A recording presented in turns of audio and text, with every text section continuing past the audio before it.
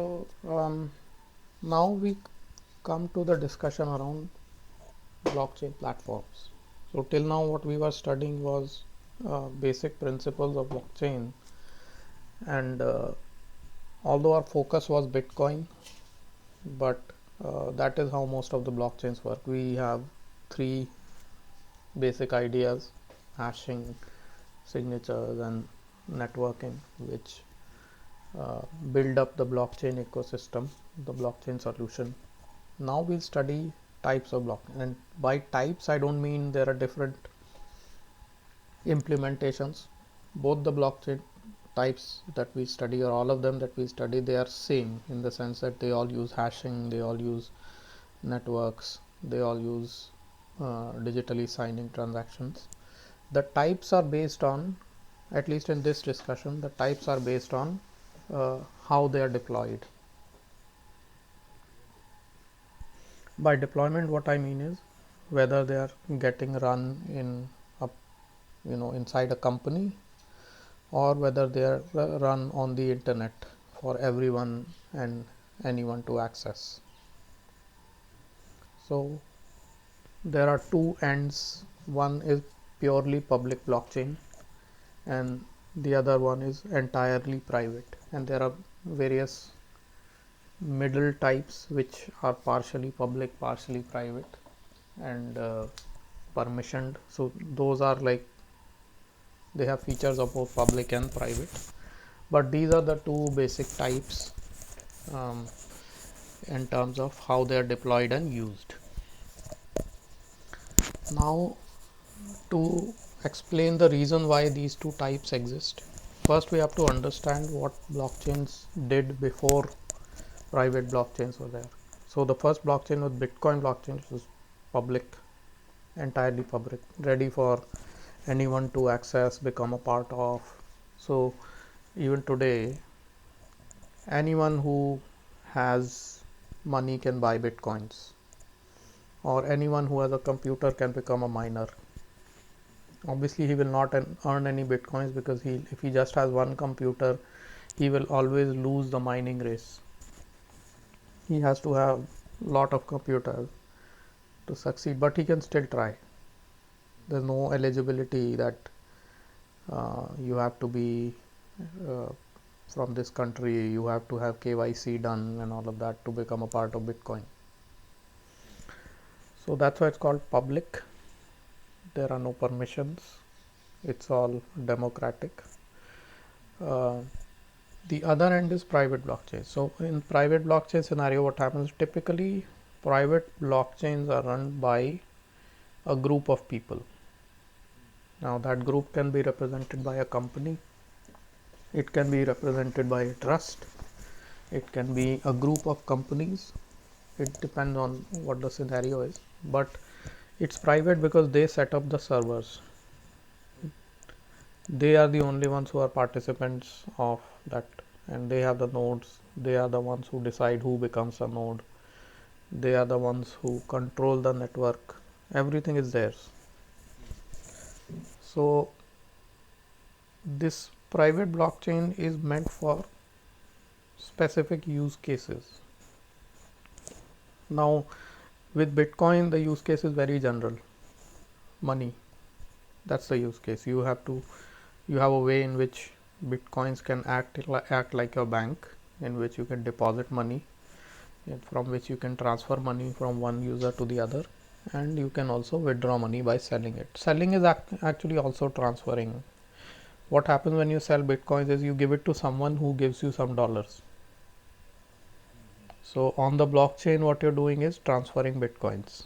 It's only off the blockchain, as in outside he gives you some dollars. Using bitcoins to buy things is also transfer. What you do is transfer money to the product company, and they give you some products. So the type of transactions that you can do on bitcoins are basically only two. One is get bitcoins, second is send bitcoins. The mining part that you do is also receiving bitcoins, because basically what you're doing is you configure your address on your node. You say that this is my mining address, and then you start mining. The moment you are able to mine a block and you are due to receive your reward of 5 bitcoins, the Bitcoin blockchain credits that particular address, which is basically transfer again. So Bitcoin blockchain is just all about transfers, only transfer of money. And money is represented as a stored value. So it's not like the Bitcoin blockchain says 2 bitcoins, it says 2 or 3 or 2.5. So ultimately what it's doing is it's a stored value that represents your balance that you can transfer.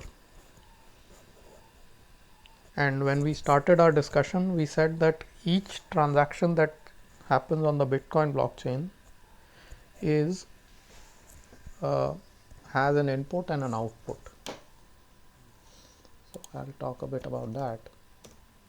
So let's say this is a transaction and this is executed by a person P, where he transfers 20 bitcoins to person Q. Okay, this is the transfer. So let's assume that P had 40 bitcoins earlier. So the effect of this transfer would be P would now have 20 and Q would have his balance plus 20. This is the effect of this transfer, right? So this is called UTXO model. UTXO means unspent transaction output. This balance that you have is actually unspent money. For example, think of your balance in your bank. That's the unspent money that you have actually, because that's the money that you are yet to spend. So this UTXO model, what it proposes is that every transaction should reduce your unspent money by some amount, right?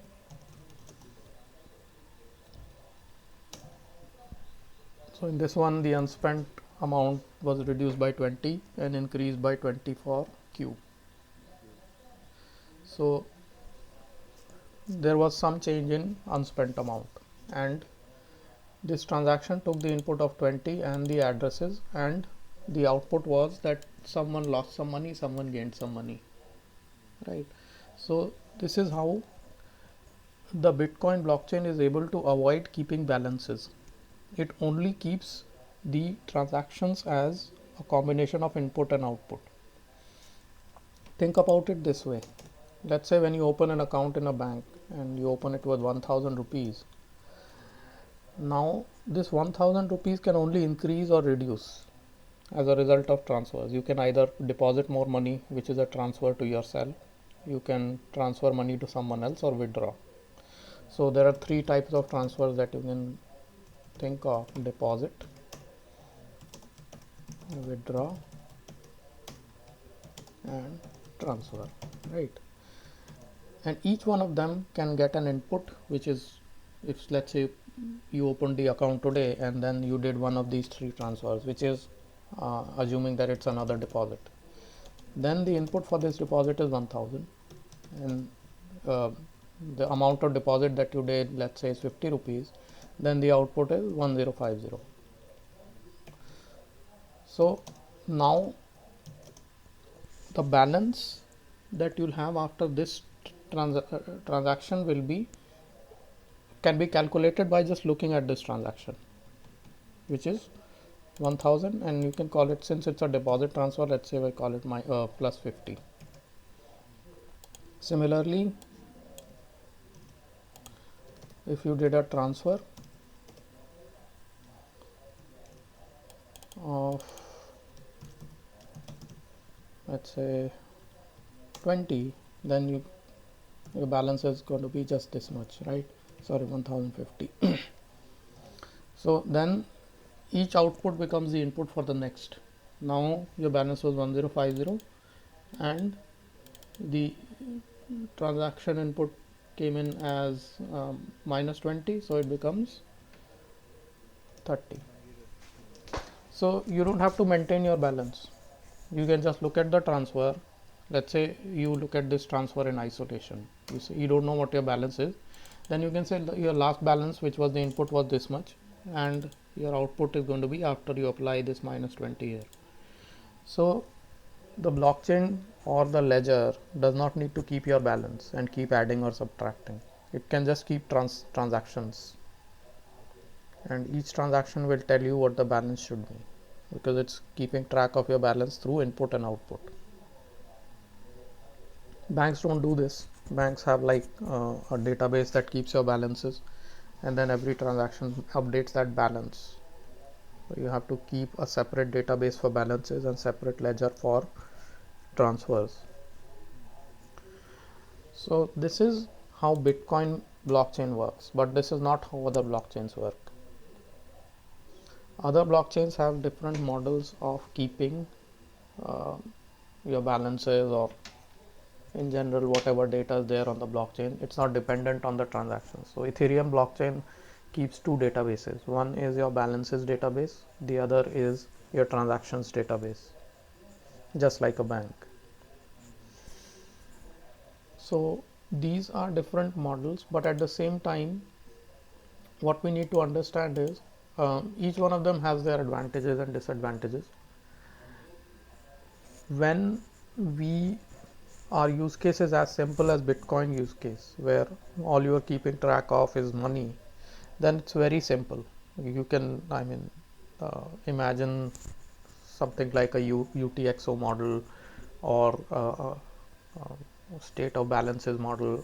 You can think of any of these things, but there are other things that you can do with the blockchain.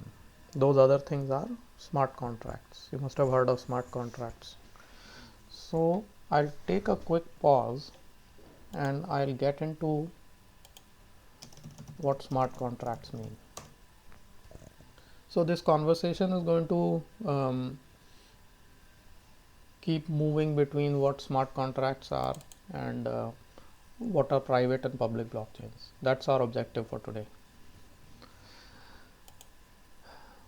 So smart contracts are actually contracts. They're not very different than the actual contracts. So if we take a step back and understand what are contracts, according to the Indian Contract Act, a contract is, number one, an offer. Someone says, like, I'm ready to give you my house for lease. That's an offer. Someone says, I'm ready to work for you at this much salary. That's an offer. Or someone says, can you work for me at this much salary? That's an offer. Acceptance is that the other person agrees to do it. So someone says that I'm ready to give you my car for $10 a day. The other person says, okay, I'm ready to accept this offer.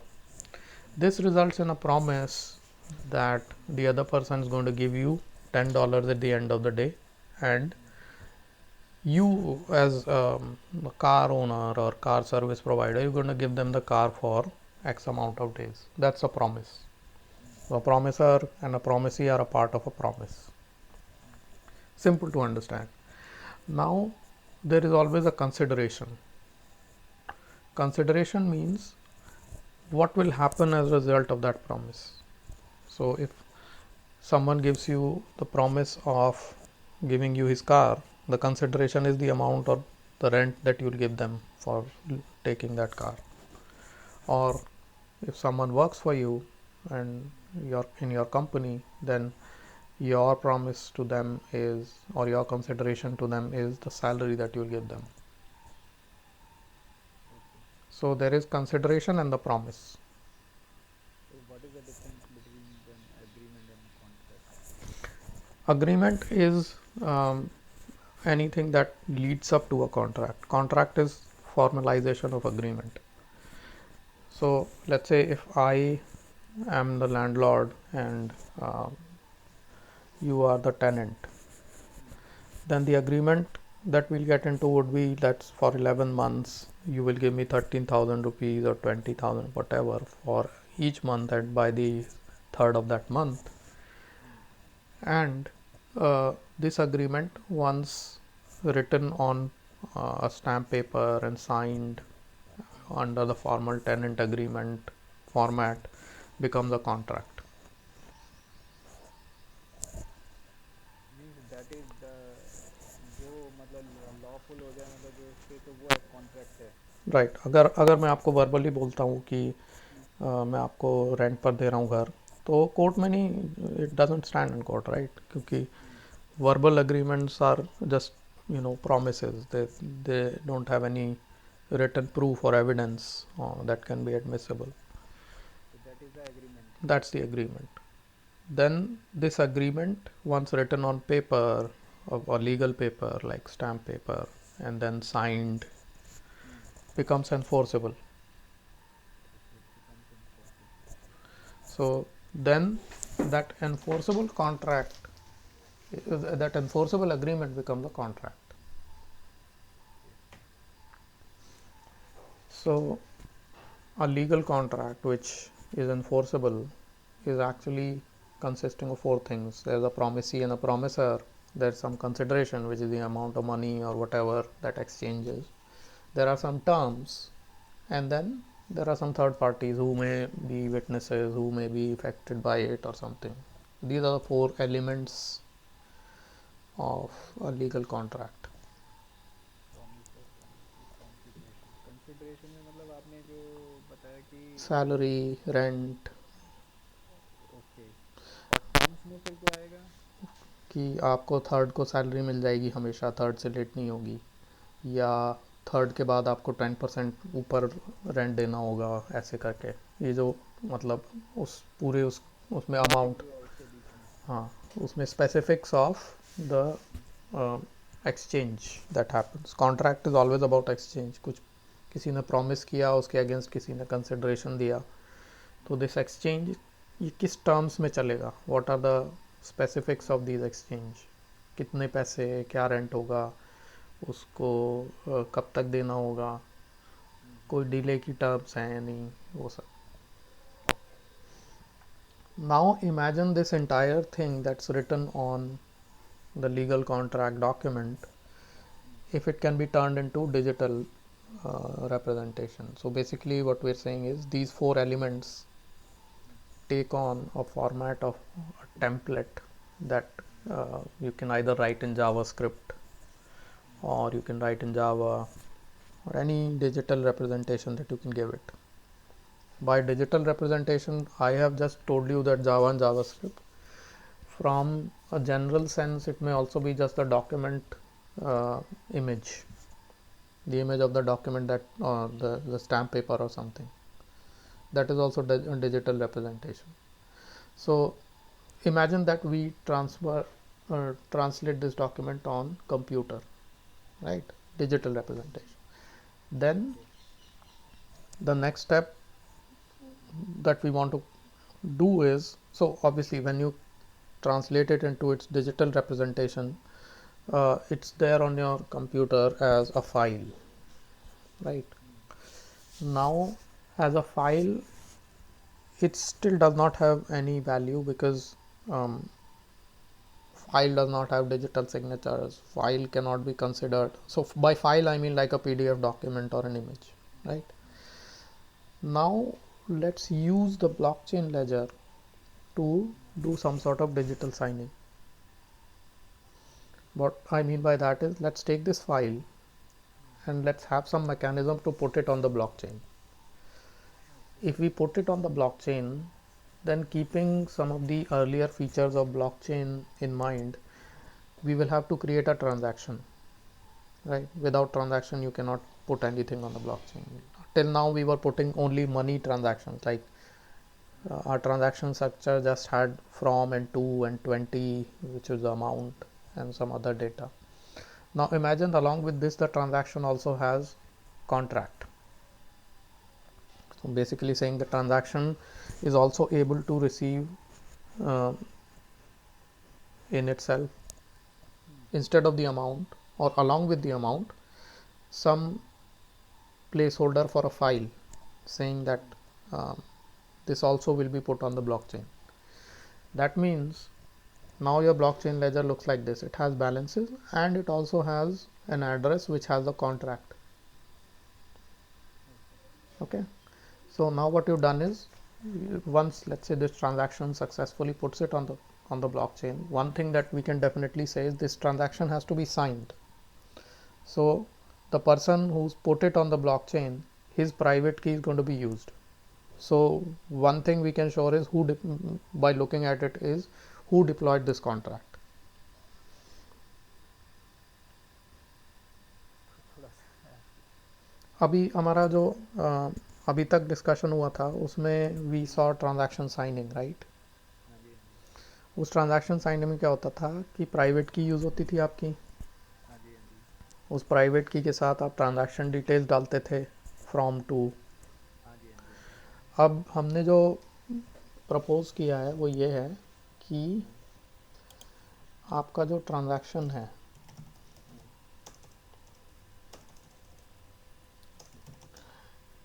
that consists of from to,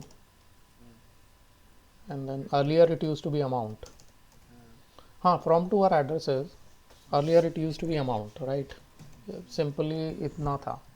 अब let's say we don't put the amount here, ये हम नहीं डाल रहे. Instead we are putting the details of a contract, which could be a file, right? बाकी सब चीज़ अभी भी सेम है जो हमारी पहले थी. ये हमने प्राइवेट की से ये साइन किया था, जो ये ट्रांजैक्शन डेटा हमारा कॉन्ट्रैक्ट होल्ड कर रहा है, राइट? अब भी हम साइन करेंगे, इसे साइन करेंगे तो वही सब जो साइन के हमें एडवांटेज हमने देखे थे कि आप जब इसे ब्लॉकचेन पे डाल देते हो तो ब्लॉकचेन का सॉफ्टवेयर आपका एड्रेस निकाल लेता है और फिर कहता है इस एड्रेस से इतने बिटकॉइंस निकल जाएंगे. अब वो जो सॉफ्टवेयर है वो ये कहेगा अब उसके पास बिटकॉइंस निकालने का तो काम नहीं है क्योंकि उसमें बिटकॉइंस नहीं है, उसमें कॉन्ट्रैक्ट है. तो उसको सेव कर देगा और कहेगा वो इस एड्रेस से कॉन्ट्रैक्ट आया. Now when this goes to the blockchain, तो ब्लॉकचेन का सॉफ्टवेयर पहले आपका एड्रेस निकालेगा इस साइन ट्रांजैक्शन से और कॉन्ट्रैक्ट निकालेगा और उसे ब्लॉकचेन पे सेव कर देगा, saved contract. Now this saved contract will have an address which will tell you कि ये contract किसने साइन किया था. किसने साइन किया था मतलब किसकी प्राइवेट की यूज़ हुई थी. दिस इज द ओनर और दिस इज द टेनेंट.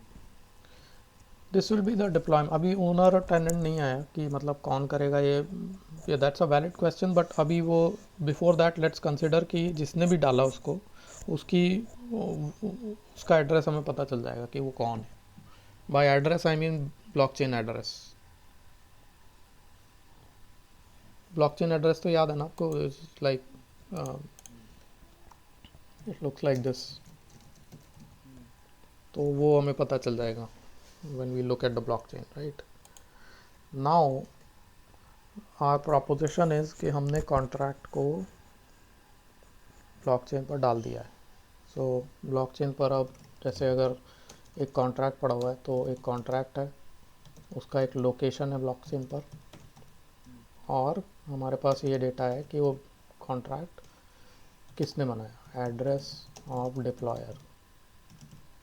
जिसने वो ट्रांजैक्शन साइन किया वही डिप्लॉय कर रहा है उस कॉन्ट्रैक्ट को. तो ये हमारे पास ब्लॉकचेन में ये डेटा पड़ा हुआ है. नाउ उस कॉन्ट्रैक्ट की जो डिटेल्स हैं वो भी ब्लॉकचेन पे हमने डाल दी हैं. तो अब क्या होगा कि जब ये कॉन्ट्रैक्ट एग्जीक्यूट करना होगा, इमेजिन ये रेंट कॉन्ट्रैक्ट था, तो अब इसको एग्जीक्यूट करने के लिए हमें इसके टर्म्स देखने पड़ेंगे कि क्या टर्म्स हैं, किस तारीख को रेंट एग्रीमेंट साइन हुआ था, वो ये कॉन्ट्रैक्ट में क्या लिखा है कि कब देना है रेंट. अब क्योंकि ये ब्लॉकचेन पर पड़ा हुआ है तो कोई ये नहीं कह सकता कि ये नहीं है ऐसा कुछ, क्योंकि पहले हमने ब्लॉकचेन पे डाल दिया. अब वो छेड़ा नहीं जा सकता, it can not be tampered with. That is the blockchains property कि उसके ऊपर पड़ा हुआ data can not be tampered. तो उसमें जो लिख दिया वो दैट इज़ लाइक हिंदी में जैसे बोलते हैं पत्थर की लकीर, उसको कोई आगे जाके टैम्पर नहीं कर सकता। तो जो टेनेंट है उसको पता है कि 3 तारीख को उसको पैसे देने हैं। जो लैंडलॉर्ड है उसको पता है 3 तारीख को पैसे मेरे पास क्रेडिट होंगे। और 3 से अगर 4 होता है तो ऑल ऑफ द पॉसिबिलिटी कि कॉन्ट्रैक्ट में किसी ने कुछ मतलब चेंज करना या कुछ, या कोई उसके टर्म्स को हिलाना, वो नहीं हो सकता। वो सीधा लैंडलॉर्ड उसको कोर्ट में ले जाएगा कि ये कॉन्ट्रैक्ट ब्लॉकचेन पर पड़ा हुआ है, इसमें ये टर्म्स हैं एंड इट्स 4th टुडे, मेरे पास क्रेडिट नहीं हुआ पैसा। So this means that blockchain gives us a way in which number 1 हम उस कॉन्ट्रैक्ट की को प्रूफ यूज़ कर सकते हैं, क्योंकि due to blockchains features of hashing and P2P distribution, वो कॉन्ट्रैक्ट टेक्निकली टैम्पर नहीं हो सकता, राइट। तो ये एक ब्लॉकचेन का बहुत बड़ा फीचर है, that any contract that you put on it, it will always stay like that. अब इसमें एक नेक्स्ट स्टेप आता है। नेक्स्ट स्टेप ये आता है कि अगर मेरे को जैसे रेंट का कॉन्ट्रैक्ट है, राइट, मैं अगर उस कॉन्ट्रैक्ट के टर्म्स को इंस्टेड ऑफ डॉक्यूमेंट मैं उसे कोड बना देता हूँ। जैसे जावास्क्रिप्ट का कोड बना दिया मैंने कि जैसे ही डेट 3 तारीख हुई तो वो मेरे बैंक से डेबिट और लैंडलॉर्ड के बैंक में क्रेडिट। ये मेरा सिंपल लॉजिक है। इसे मैंने इंस्टेड ऑफ डॉक्यूमेंट जो कि सब ने साइन किया हो, मैं इसको जावास्क्रिप्ट फाइल में बना देता हूँ। एंड देन जो लैंडलॉर्ड है और जो टेनेंट है वो दोनों अपनी प्राइवेट कीज़ लेके आएंगे और दोनों की प्राइवेट की यूज़ करके हम इसे ब्लॉकचेन में डिप्लॉय कर देंगे। अच्छा, दोनों की प्राइवेट की यूज करके। हाँ, यूज़ करके से मतलब ये हुआ कि हम दोनों से साइन करवाएंगे वो कॉन्ट्रैक्ट प्राइवेट कीज़ यूज़ करके उनका, और वो साइंड ट्रांजैक्शन ब्लॉकचेन पे चला जाएगा। इसका मतलब क्या हुआ, जैसे अब मेरे पास वो JS फाइल है इंस्टेड ऑफ कॉन्ट्रैक्ट की इमेज फ़ोटो, उस JS फाइल में लिखा हुआ है कि date, amount of rent, credit account जो होगा लैंडलॉर्ड का, और डेबिट अकाउंट जो होगा डेबिट अकाउंट टेनेंट का होगा। टेनेंट का होगा। डेबिट मतलब जो जिससे पैसा निकल रहा है, क्रेडिट जिसमें पैसा जा रहा है, राइट। तो ये हमने लिख दिया जावास्क्रिप्ट में। अब इसको मैं एक ट्रांजैक्शन के फॉर्म में कन्वर्ट करूँगा। इसमें अब मैं इसको 2 तरह से साइन करूँगा। सबसे पहले मैं साइन करवाऊँगा इसको लैंडलॉर्ड से, वही साइन प्रोसेस जो डिजिटल साइनिंग हमने देखा था। फिर मैं इसे साइन करवाऊँगा। अब मैंने ब्लॉकचेन पे नहीं भेजा है, या आप ये मान लो कि दोनों के पास एक सिंगल प्राइवेट की है, राइट, और वो प्राइवेट की आधी आधी दोनों के पास है, आधी मेरे पास है आधी आपके पास है। तो जब तक हम दोनों मिल नहीं जाएंगे तब तक वो साइन नहीं हो सकता। तो जो साइन करने के लिए मैंने प्राइवेट की यूज़ की, वो दोनों लैंडलॉर्ड और टेनेंट ने दोनों ने दी अपनी प्राइवेट की आधी आधी। तो मेरे पास पूरी प्राइवेट की बन गई, मैंने इसे साइन कर दिया, ये ब्लॉकचेन में चला गया। अब क्या हुआ, आधी प्राइवेट की मतलब क्लियर नहीं। जैसे मैं आपको बताता हूँ, जैसे प्राइवेट की मेरी ये है, मैं इन कॉन्सेप्ट ही समझा रहा हूँ, ऐसा होता नहीं। मान लो आपकी पूरी प्राइवेट की ब्लॉकचेन पर ये है, ठीक है, जो आपने रेंट एग्रीमेंट्स के लिए बनाई है। अब इसको बना के जो जिस सॉफ्टवेयर से मैंने बनाई है वो उसे स्प्लिट कर देता है, स्प्लिट इन 2। तो इतना पार्ट किसी के पास होगा और बाकी का पार्ट इतना किसी और के पास। अब इसका रीज़न ये है क्योंकि मैं ये चाहता हूँ कि दोनों के एग्रीमेंट से ही कॉन्ट्रैक्ट जाए। तो मैंने क्या किया, मैंने एक स्कीम सोची कि जो प्राइवेट की है वो, अगर लैंडलॉर्ड कहता है कि मैंने इसके साथ ये इस डेबिट अकाउंट के साथ ही मैंने एग्रीमेंट किया हुआ है। तो इस डेबिट अकाउंट की कॉन्सेंट तो आई नहीं हमारे पास। वो कॉन्सेंट तब आएगी वो जब डेबिट अकाउंट वाला अपनी की देगा। और डेबिट अकाउंट वाला अगर कहता है कि रेंट अमाउंट 13,000 था और क्रेडिट अकाउंट वाला कहता है नहीं 14,000, तो इसका मतलब सिर्फ इससे भी काम नहीं चल सकता। Landlord also has to agree to the amount, तो उसकी की भी यूज़ हो गई। बेसिकली दोनों के साइन यूज़ होगा एक तरह से मान लो, बट प्राइवेट की एक ही है। तो इस तरह से वो ब्लॉकचेन पर दोनों के कॉन्सेंट से वो कॉन्ट्रैक्ट चला गया। अब कोई भी ये नहीं कह सकता कि मैंने कॉन्ट्रैक्ट माना नहीं था, क्योंकि वो साइन किया हुआ ब्लॉकचेन पर पड़ा हुआ है दोनों की प्राइवेट कीज से, right.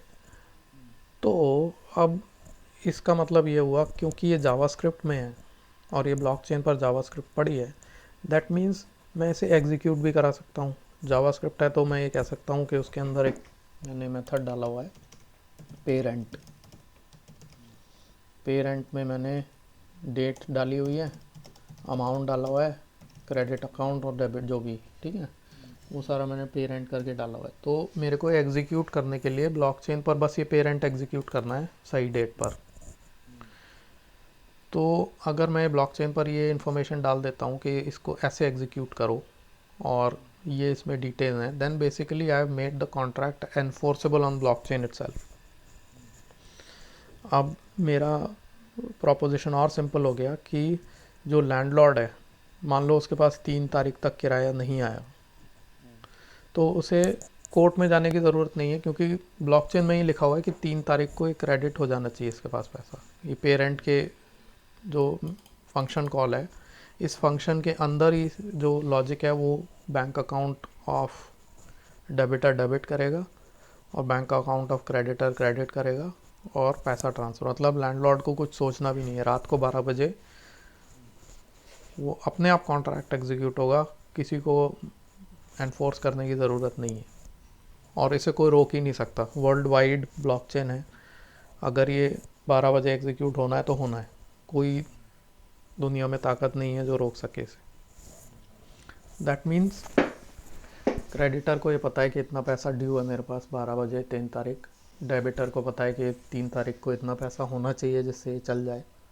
And there is no dispute, no legal problems कुछ इसमें है, सब क्लियरली लिखा हुआ है, सबको दिख रहा है, ब्लॉकचेन पर पड़ा है। So this introduces transparency. अब transparency is good. I mean, when we talk about people like two unknowns, जो कि आप जैसे आप हो और आपका अपना घर है, आपके पास कोई टेनेंट आया, तो जब आप इस मोड में उसके साथ रेंट एग्रीमेंट करोगे तो वो सबको दिखेगा, क्योंकि ब्लॉकचेन आपकी पब्लिक होगी। ब्लॉकचेन में जो डेटा होता है, बिकॉज बिटकॉइन ब्लॉकचेन या कोई भी ब्लॉकचेन जो पब्लिक है वो वर्ल्ड वाइड चल रही है and any one can become a node, तो उसे पब्लिक रखा हुआ है। तो कोई भी ये देख सकता है कि इन दोनों के बीच में क्या रेंट एग्रीमेंट हुआ है। तो इसके एक फ्लिप साइड ये है कि there is a loss of privacy. तो अब let's come back to public versus private, जो हमारा डिस्कशन हो रहा था पहले। इसमें स्मार्ट कॉन्ट्रैक्ट का at a high level you understood. Now imagine that there are blockchains that are public that have to be used by organizations to build such contracts. मतलब organizations या companies या entities या trusts, इनके बीच में भी बहुत contracts होते हैं, बड़े बड़े contracts. Now they feel कि हमें भी इस transparency का फ़ायदा चाहिए. We want to use this feature of transparency and we want to use this feature of trust on blockchains. But what we don't want is for everyone to see the contract. They want the privacy. They want privacy, but they want non-tamper or tamper proofing. So two things they want. The reason why blockchains are tamper proof, a part of the reason why blockchains are tamper proof is because they are distributed. They are permissionless. Anyone can connect to them and check. But they don't want that. But along with not wanting that, they also want that the strength of blockchain contracts that should be available to them. mm, So in this scenario, we come to private blockchains.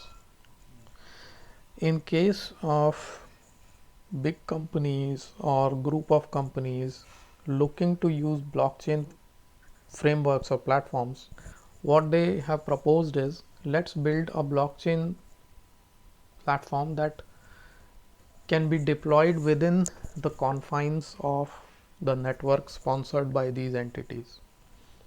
By within the confines, what we mean is, let's say you must be working in some company, right, where you're using Power Builder. That Power Builder is being accessed or is being used to create data on a different server, but that data and everything, that is within the intranet of the company. yes, Now imagine this blockchain itself also is confined to that intranet. mm, So you might have limited number of nodes. Maybe if the company is a medium scale company, you might have just 100 nodes or 120 nodes, something like this. But that is also, it's possible that that might be enough, mm. which means, They should be also permissioned node. yeah, so it's within the intranet. No one can just hook up to your intranet, right? They need to be, they may need your uh, LAN ID and your password to actually come connect to your system, and then they can set up a node.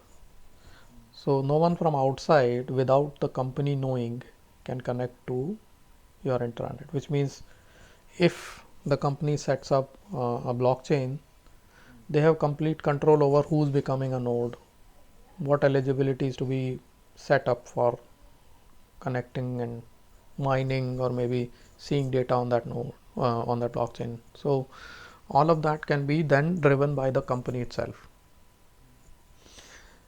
Frameworks that allow companies to do that, they are called private blockchains. okay. So Bitcoin also can be run as a private blockchain if it it is set up inside a company network, or if it's set up in a controlled set of servers. Okay. Now Bitcoin as it runs today is being also run in a network which is internet. Uh-huh. Just imagine if you kind of create a special case of this internet which is intranet and run Bitcoin again. So it's the same thing.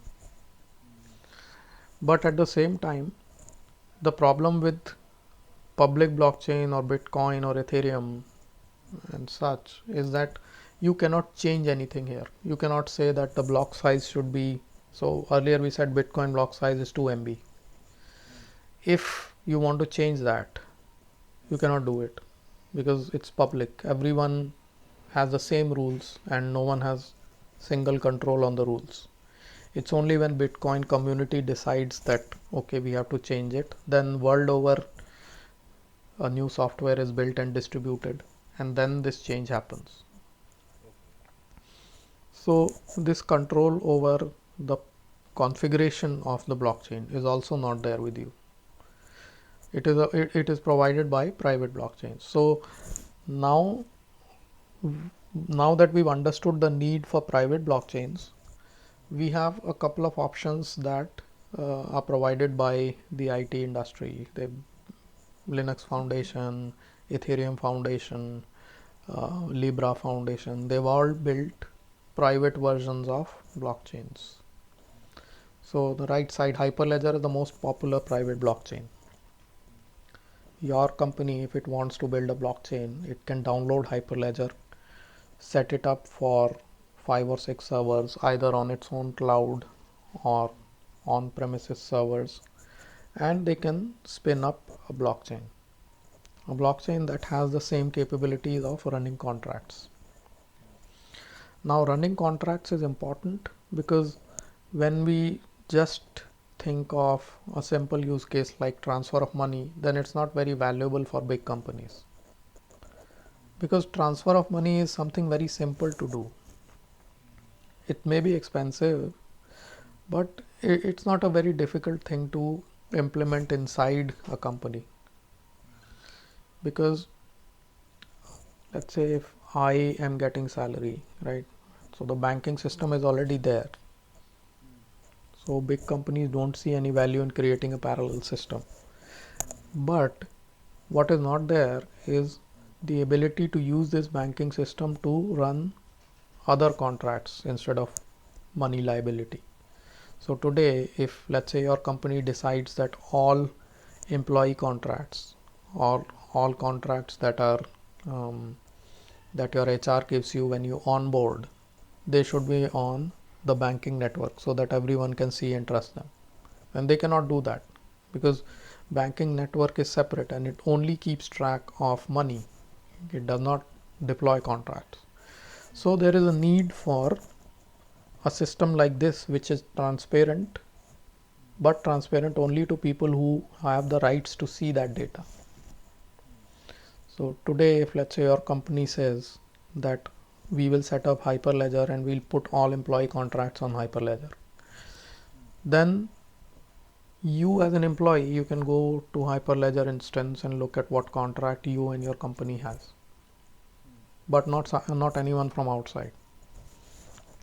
So the advantage of having the contract is there because it's going to be executed and you can see what the terms of the contract are. It's not like piece of paper. You can see the contract terms getting run.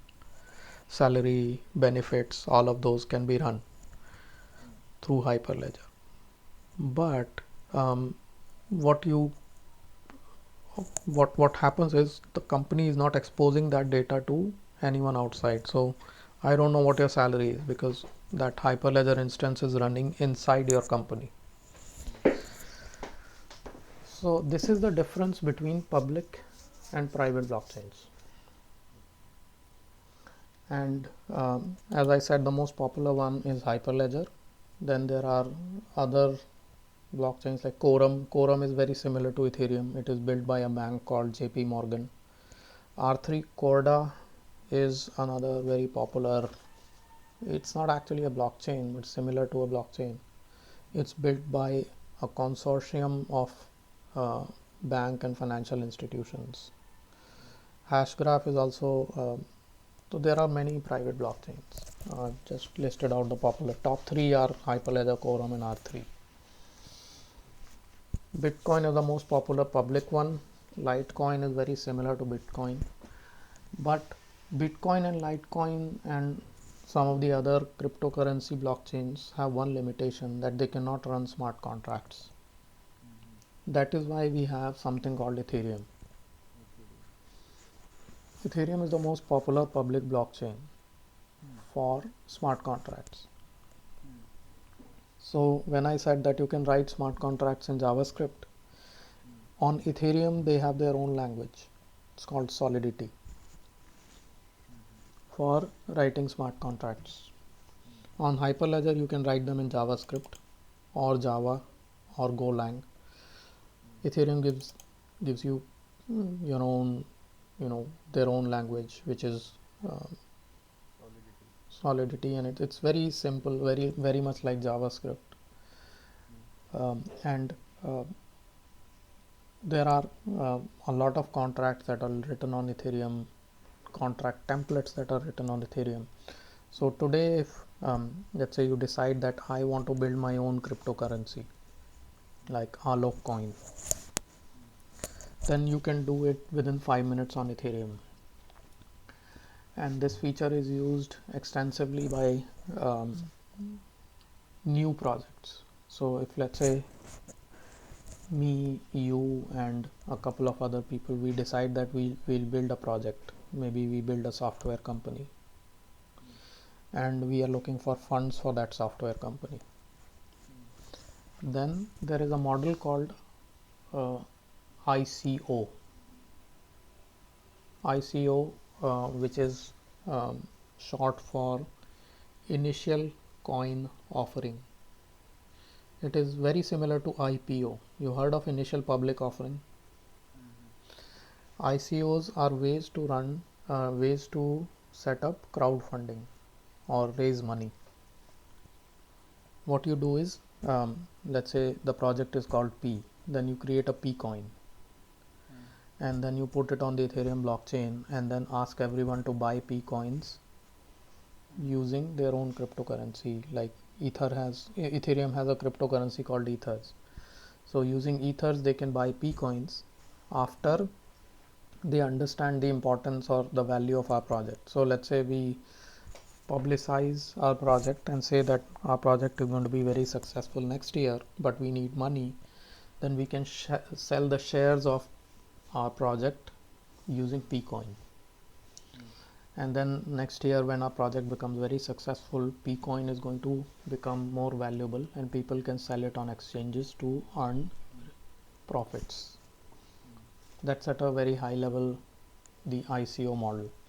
It's very interesting. You've chosen to study Hyperledger, but Ethereum is a very, very interesting blockchain as well. It has a lot of use cases and a lot of companies innovating on Ethereum. So feel free to study Ethereum as well, and if you want some more details around how Ethereum works, we can do that also. Coming back to Hyperledger. So let me take a quick break. Any questions till now? We covered a lot of ground today. Yes, first I have to study all these things. So I'm going to stop now. You said you had some questions around. Let's cover that. So what we'll do is I have to stop after 1 hour. So at 9 o'clock I have to do some stuff.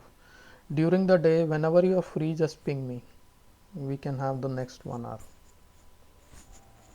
In the afternoon, okay, What time? around 1 p.m. 1 p.m. Okay, sure. Okay, okay. So let's talk about your questions that you had. Wait a minute. Can I share my screen? Yeah, sure.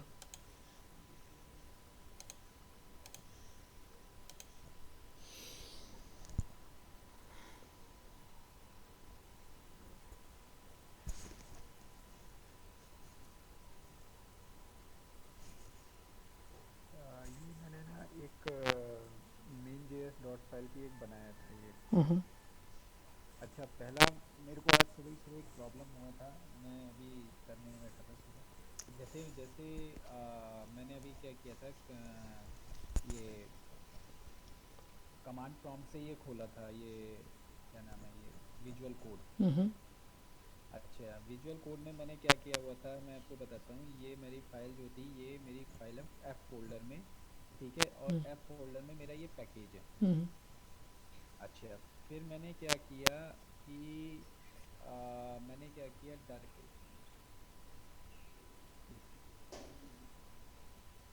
जैसे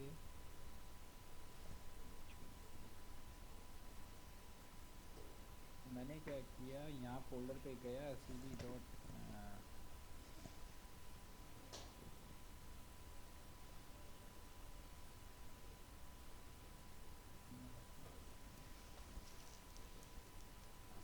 अब यहाँ पे मैंने क्या किया, code करके यहाँ पे किया, तो ये मुझे जो यहाँ पे जो टर्मिनल आ रहा है ना, आपको मैं दिखाता हूँ, ये टर्मिनल इस तरह से आ जाता है, ये टर्मिनल, ये एफ वाला।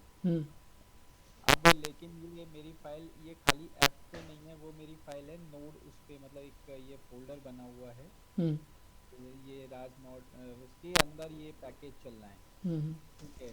अब अगर जब मैं ये यहाँ पे, अब ये देखिए जैसे यहाँ पे है ना, अभी ये यहाँ पे ये चल रहा है राज नोड फाइल, इसमें चलेगा, लेकिन इसमें अगर मैं चलाता हूँ तो ये नहीं चलेगा। ये देखिए, तो ये मेरे यही पैकेज है। अब मैं इसको लिख देता हूँ नोड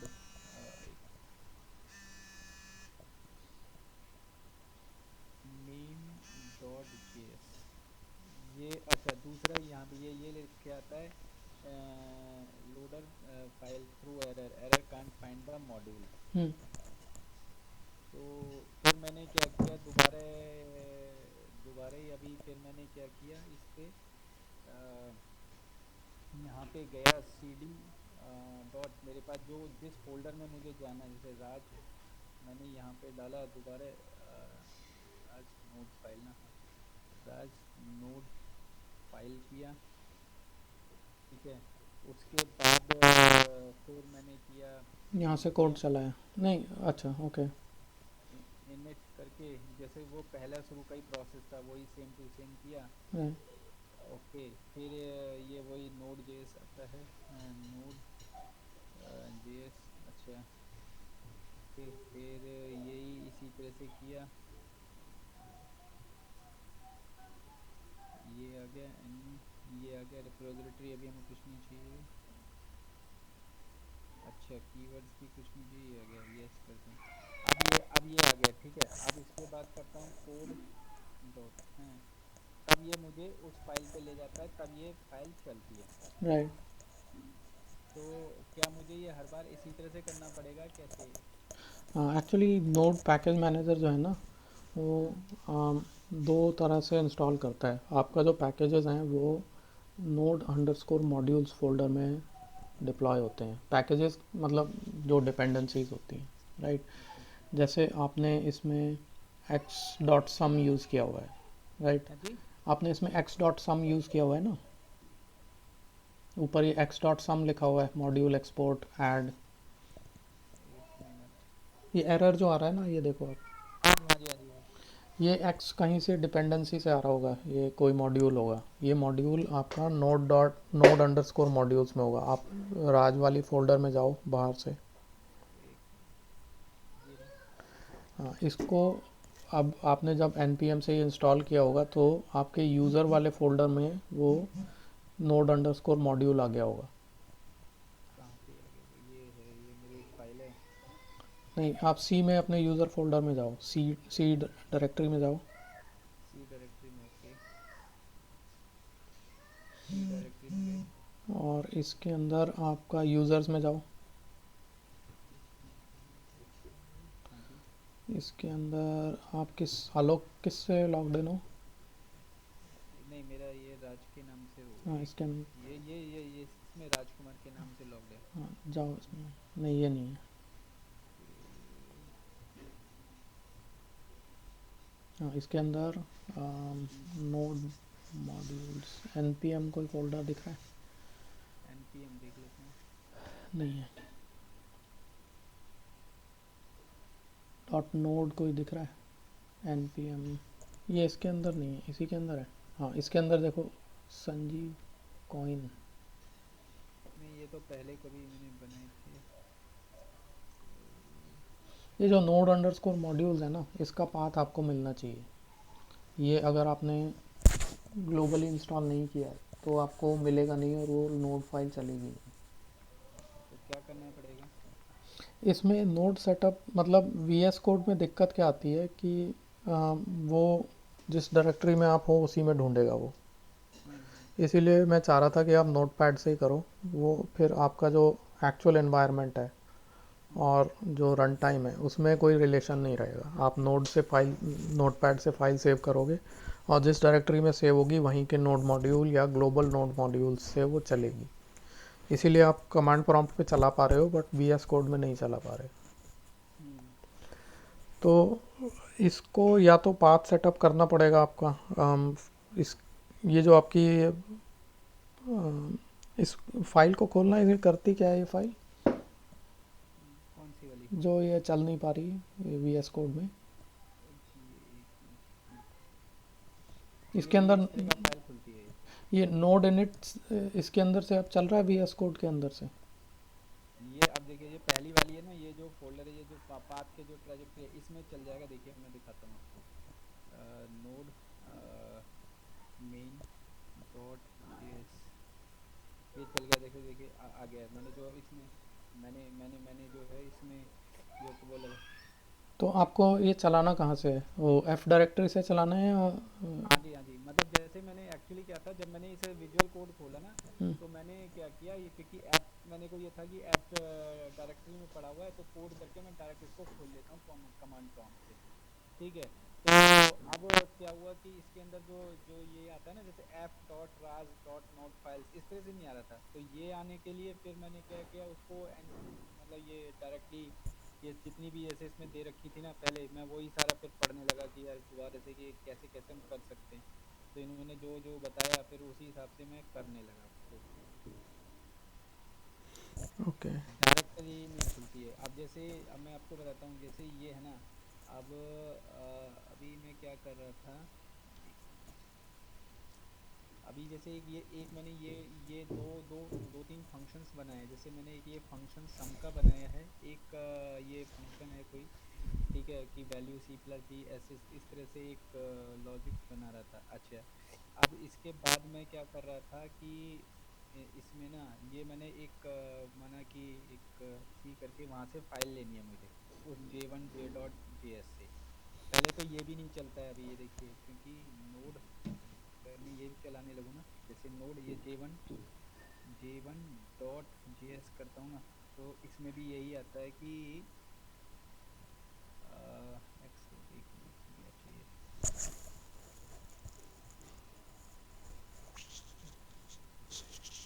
किया है,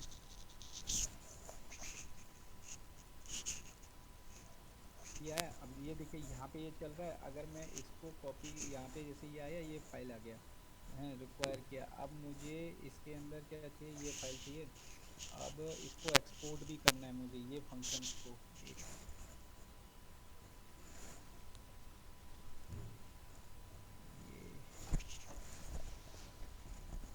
ये हैं फंक्शंस, ठीक है। इसमें इसमें दो फंक्शंस बने हुए हैं मैंने, एक सिंपल डायरेक्ट फंक्शन का नाम दे के बनाया हुआ है, और एक जो एरो करके बनता है ना फंक्शन, वो करके बनाया हुआ है। हम्म। ओके, ये दो फंक्शन करके बनाए, दोनों कॉल किया। देखिए पहली वाली की वैल्यू आ रही है और दूसरे वाली की। अब मैं इसको क्या बोलते हैं, एक्सपोर्ट करता हूँ, तो मॉड्यूल डॉट एक्सपोर्ट्स डॉट, अब मुझे करना है पहला ये वाला फंक्शन के, एक सम वाला फंक्शन करना है, राइट। सम वाला फंक्शन है ना, हम्म। Query candidate. तो मैं यहाँ करता हूँ सम, ठीक है। अब सम में कोई वैल्यू डालनी पड़ेगी, क्योंकि हमें वैल्यू दे रखी है कि, अब हमें तो अंदर इसको, अगर मैं यहाँ पे ये वैल्यू मैंने डिक्लेयर कर रखी है, नहीं, आप बस यहाँ सिंपली सम एक्सपोर्ट कर सकते हो। खाली सम डायरेक्टली कर सकते हैं। हाँ। एक मिनट, तो सम कर दिया। अच्छा, दूसरा भी करना है मुझे, मॉड्यूल डॉट एक्सपोर्ट्स डॉट, अभी ये वाली वैल्यू करनी है वाई, ये वाई के अंदर है ना ये। हम्म। अब वाई के अंदर और क्या कर सकते हैं हम। आप मेरे को 1 मिनट दोगे, कॉल आ रहा है मेरा, 1 मिनट। हाँ ठीक है, ठीक। Hello. Hi Abhijit, morning. I am working on it Abhijit. Yeah, I got the cloud. I just, so it's not showing my credits. Can you tell me what credits, how to get the credits? Okay, sure.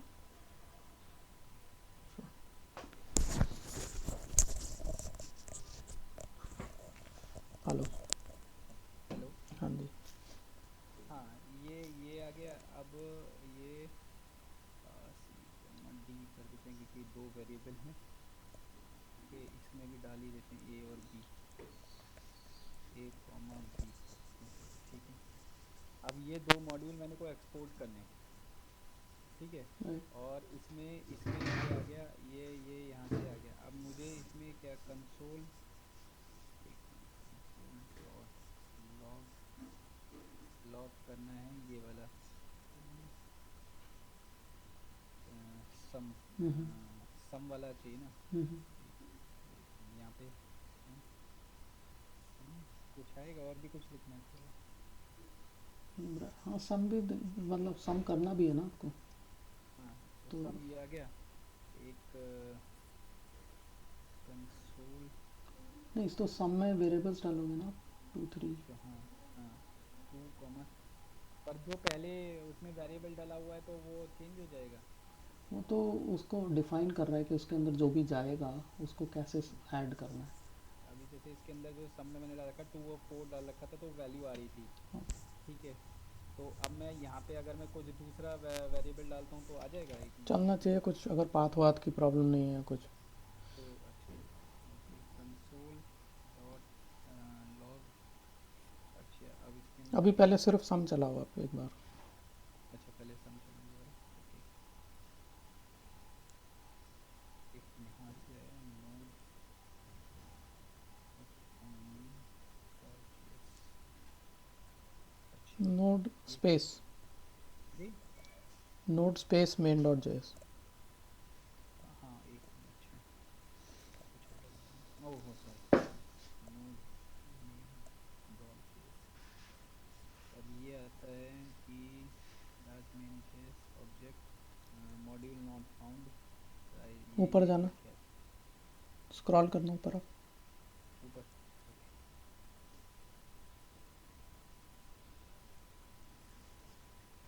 ये ऊपर तक तो, ये जो ऊपर वाला है ये तो 50 आ गया, ऊपर वाला जो आया इस पे। ये कैन नॉट फाइंड मॉड्यूल इसी का पार्ट है ना, इसी एरर का।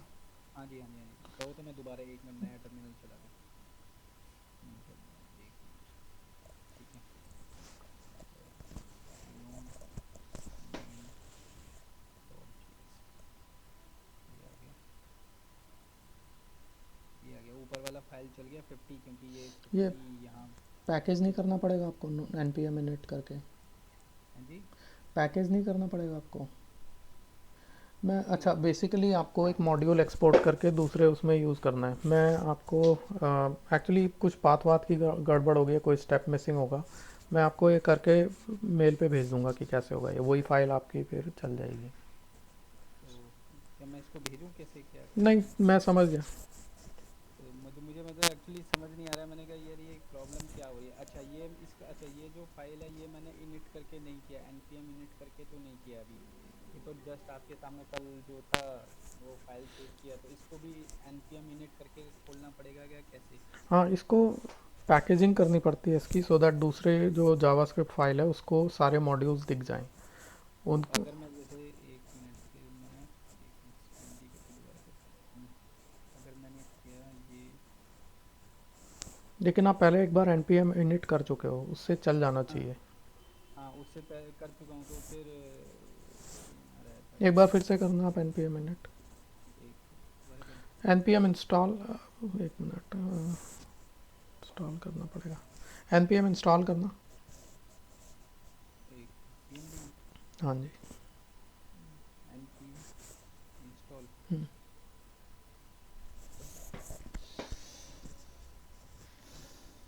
अब अब चलाना।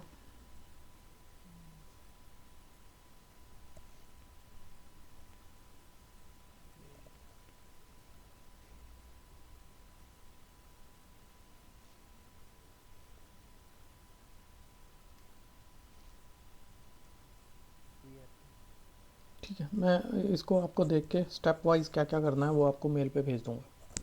तो मैं आपको ये फाइल भेजूँ या कैसे करना है फिर? आप भेज दो मेरे को।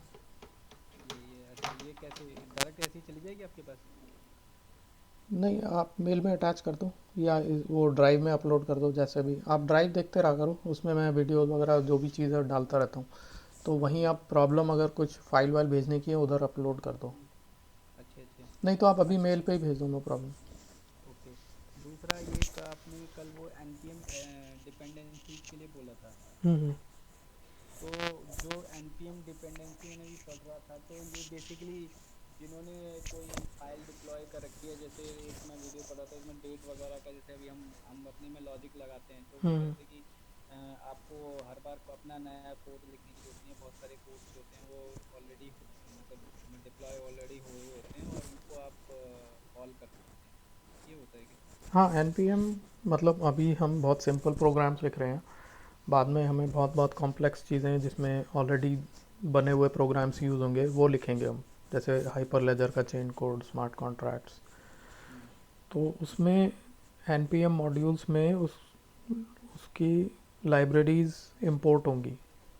जैसे अभी आपने मॉड्यूल एक्सपोर्ट किया है, समथिंग सिमिलर दूसरे लोगों ने मॉड्यूल्स बना के एक्सपोर्ट किए हुए हैं, तो उन्हें यूज़ करना होगा हमें। तो वो कैसे पता चलेगा? वो जैसे अभी जहाँ से आपने पढ़ा होगा वो उसमें बताया होगा कि npm यूज़ करके पैकेजेस कैसे डाउनलोड करते हैं, डिपेंडेंसीज। एक मिनट, फर्स्ट पार्ट वीडियो भी पता नहीं, चलो हटा बट आई देते हैं। थिंक वो थोड़ा सा मतलब अगर आप सिंपल npm, जैसे आपने सर्वर यूज़ किया हुआ है रिक्वायर, हम्म, अच्छा वो तो आप मैथ रिक्वायर किया था ना आपने, कौन सा रिक्वायर था? ये VS तो कोड अभी में जाओ। ये किया है, एक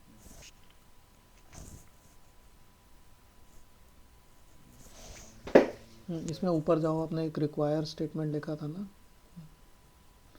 अच्छा इसमें नहीं था।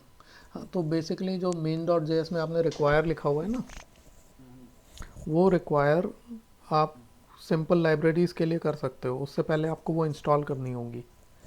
जैसे ट्रांजैक्शन साइनिंग के लिए एक लाइब्रेरी होती है वेब 3, वो रिक्वायर करनी होगी आपको। और हाइपर लेजर के लिए एक फैब्रिक होती है, वो रिक्वायर करनी होगी। तो उससे पहले आप सिंपल लाइब्रेरी जहाँ आपने पढ़ा है ना, वहाँ पर उन्होंने बताया होगा कि कोई भी पैकेज को डाउनलोड करके उसे यूज़ कैसे करना है। हम्म, जैसे अभी आप इस डायरेक्टरी में हो, यहाँ पर आप npm इंस्टॉल कर लिख के कोई लाइब्रेरी को इंस्टॉल कर सकते हो। Library for maybe connecting to servers, library for creating HTML file, कुछ भी। और ऐसी बहुत सारी लाइब्रेरीज हैं npm वेबसाइट पर। आप अगर हम्म, npm ट्यूटोरियल देखोगे ना, उसमें हम्म, सिंपल हम्म, सिंपल पहले आपको बताया होगा कि कैसे library package manager, npm is node package manager. तो वो पैकेज मैनेजर कैसे उन लाइब्रेरीज को डिप्लॉय करता है आपके लिए for use in your JavaScript files. Okay. तो आपने कहाँ पर कौन सा ट्यूटोरियल देख रहे हो अभी आप? मैं एक मिनट दिखाता हूँ, एक मिनट होल्ड कीजिए। एक मिनट कर देता हूँ रिफ्रेश तो ये वापस। एक मिनट, मैं निकलता हूँ।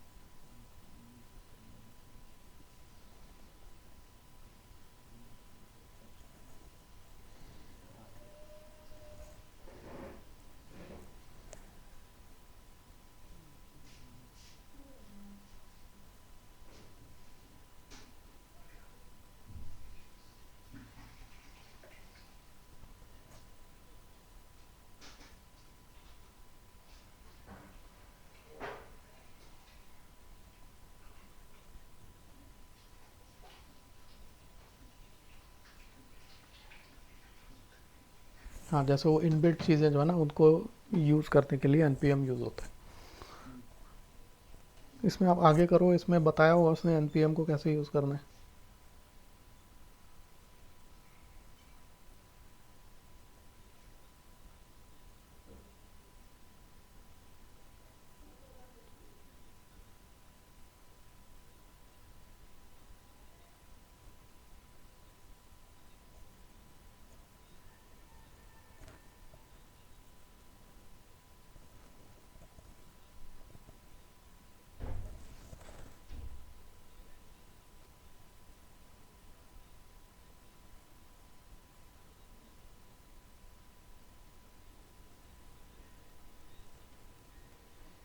आगे चलना।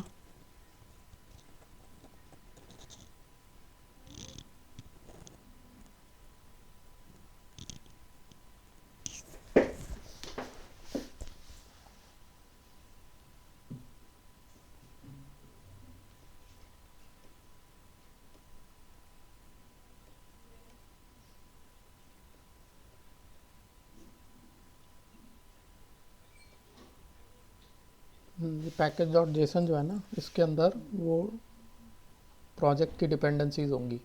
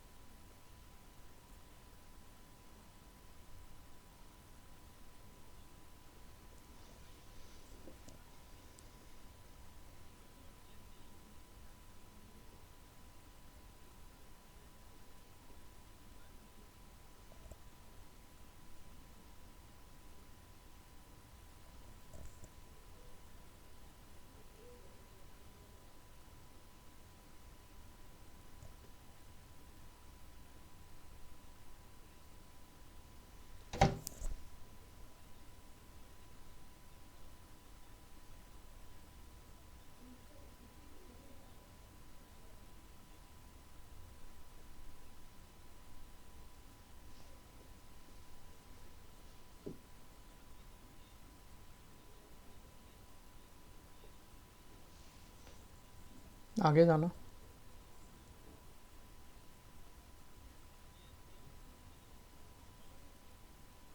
ये मोमेंट इसने इंस्टॉल कर लिया।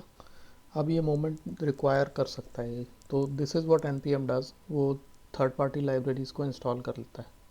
अब ये जो इंस्टॉल है ये इसी डायरेक्टरी में npm वो नोड अंडरस्कोर मॉड्यूल्स में इंस्टॉल हो गया होगा।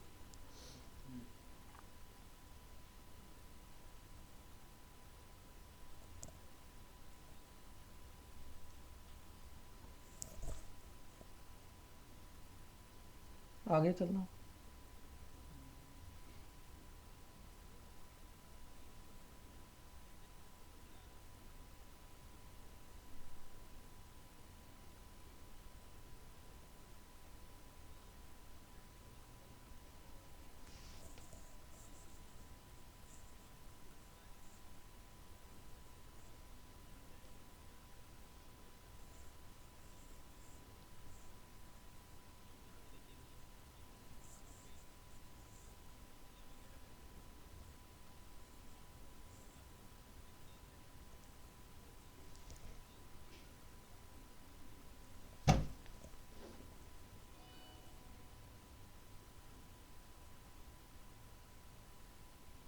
अब ये जो इसने जो किया है ना, दैट इज़ इंस्टॉलेशन ऑफ, मैं यही चाहता था कि ये पूरा स्टेप आप कर लो।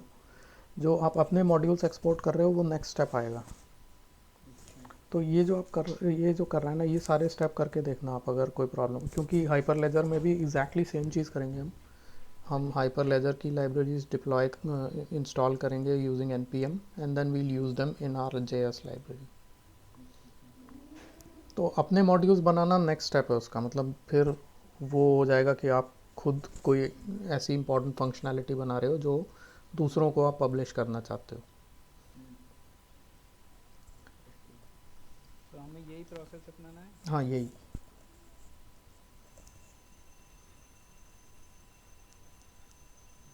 अब इसके अंदर जो moment.js है वैसी बहुत सारी लाइब्रेरी हैं npm में, तो आप ज़रूरी नहीं है, पहले आप ये वाला चला लेना मोमेंट वाला, उसके बाद npm में और भी मैथ्स की लाइब्रेरी होंगी।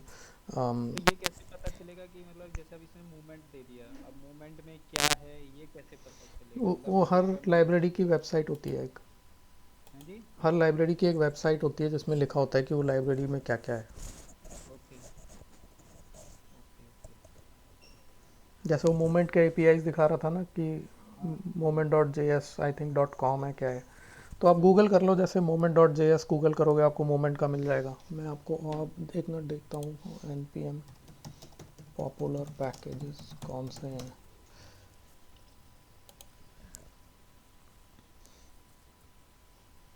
IO डैश एक पैकेज है, रिक्वेस्ट एक पैकेज है, कमांडर एक्सप्रेस प्रोटो TSlib।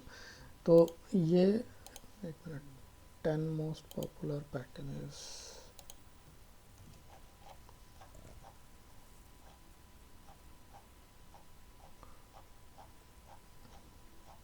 यही चीज़ आप एसिंक के साथ कर सकते हो या कमांडर के साथ कर सकते हो। कमांडर कमांड्स जो आप इनपुट करते हो उसमें हेल्प करता है commander.js। वही चीज़ आप commander.js की वेबसाइट कौन सी है, command dot G S. Commander, commander dot G S. एक मिनट देखो। Commander dot G S.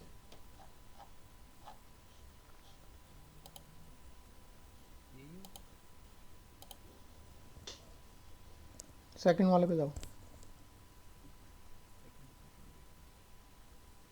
देखो। ये आपको npm की जो वेबसाइट है जहाँ से सारी लाइब्रेरीज पब्लिश होती हैं वो है ये, इसमें आप इसे एक्सेप्ट कर लो कुकीज़ को। ओके।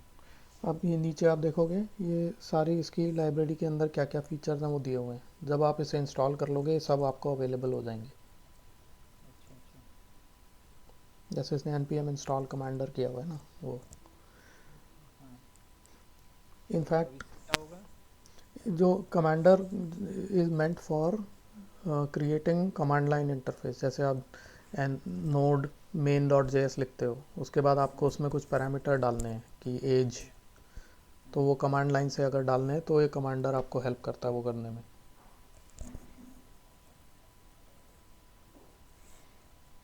यही चीज़ हमें करनी है। बाकी जावास्क्रिप्ट हमारे लिए इतनी इम्पोर्टेंट नहीं है। जब आप ये सीख जाओगे कि पैकेजेस कैसे यूज़ करने हैं, तो बाकी जावास्क्रिप्ट बहुत सिंपल टू अंडरस्टैंड है। वो जब आप चेन कोड में चलाओगे उसे तो आपको समझ आ जाएगा कि उसमें क्या हो रहा है। तो ये चीज़ आप 3-4 पैकेजेस के साथ कर लो कि एन पी एम से उसे इंस्टॉल करना, फिर किसी सिंपल प्रोग्राम में यूज़ करना।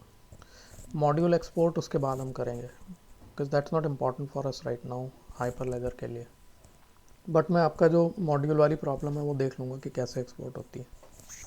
ठीक है, ठीक है, मैं इसको अभी भेज देता हूँ। बाकी मैं अभी इसको 2-4 वीडियोस देखता हूँ इसकी डिपेंडेंसी वाली, कैसे कैसे करते हैं, राइट, फिर मैं आपसे ठीक है।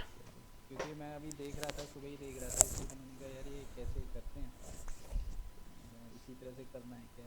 हम्म, ठीक है, फिर मैं आपसे आज 1 बजे की तरफ करीब मिलेंगे या कैसे? आप मुझे पिंग कर लेना 1 बजे के आसपास है, जब भी आप फ्री हो। मैं सिर्फ 2 से 5 तक थोड़ा बिजी हूँ, उसके बाद दिन, 5, हाँ, 2 से 5, अच्छा अच्छा। उसके बाद अलावा कभी भी आप पिंग कर लूँगी। चलो ठीक है, ठीक। ठीक है sir, okay, okay, good night, okay, bye. Thank